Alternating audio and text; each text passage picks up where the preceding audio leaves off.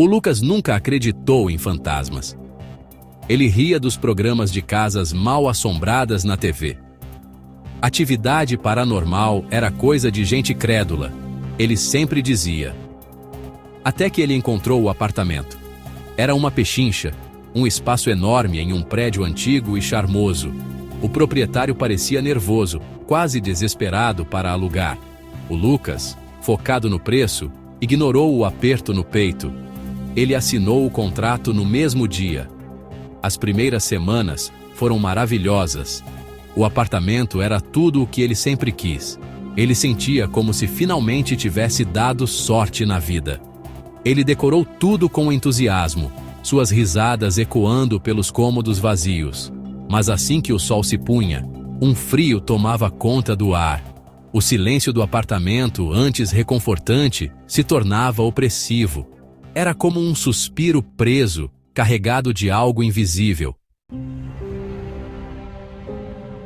Os sussurros começaram sutis, quase inaudíveis, como o farfalhar de um tecido em um quarto silencioso. O Lucas ignorou, achando que era o prédio antigo se acomodando. Ele dizia para si mesmo que eram os canos, o vento, qualquer coisa menos o que seus instintos gritavam. Mas os sussurros ficaram mais fortes. Pareciam vir das próprias paredes, se enroscando nele na escuridão. Ele tentou usar protetores auriculares. Colocou ruído branco. Os sussurros persistiam, atravessando qualquer barreira que ele erguesse. O medo, frio e afiado, começou a arranhar as bordas da sua compostura. Uma noite, deitado na cama, ele jurou ter ouvido um nome, claro como o dia, pronunciado bem ao lado do seu ouvido. Daniel, sussurrou a voz. Daniel. O nome ecoou na mente do Lucas. Movido por um medo primitivo, ele decidiu gravar os sussurros.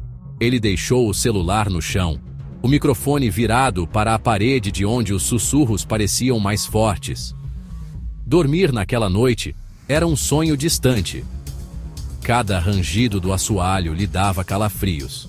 Ele ouviu a gravação na luz fria da madrugada.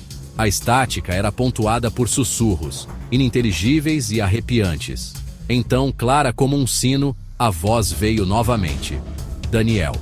Eles me acharam. Daniel. O desespero naquela voz lhe gelou a espinha. Ele precisava saber quem era Daniel. Ele precisava saber o que aconteceu naquele apartamento. A busca do Lucas o levou ao zelador do prédio. O velho hesitou, seus olhos cheios de uma tristeza conhecedora.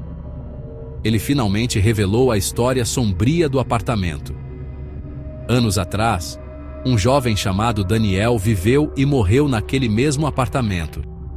As circunstâncias em torno de sua morte eram misteriosas, um suposto suicídio que a polícia havia descartado. O zelador falou sobre ocorrências estranhas no apartamento desde então. Ele falou de sussurros, pontos frios e uma sensação de estar sendo observado. O sangue do Lucas gelou. Ele não estava ficando louco. Ele não estava imaginando coisas. Daniel era real e ele estava preso. O Lucas fez as malas naquela mesma noite. O medo o impulsionava. Os sussurros agora uma tortura constante. Ao sair pela porta pela última vez, ele sentiu uma mão fria em seu ombro. Ele se virou, sua respiração presa na garganta. Uma figura sombria estava diante dele, quase imperceptível na penumbra. A figura estendeu a mão, seu toque enviando uma onda de gelo pela espinha do Lucas. Ele cambaleou para trás, derrubando o celular em terror. O aparelho caiu no chão, gravando enquanto ele gritava. A gravação, mais tarde descoberta pela polícia, capturou os gritos aterrorizados do Lucas, o som de luta e então silêncio. Apenas o mais fraco dos sussurros permaneceu, ecoando na escuridão. Ele está comigo agora.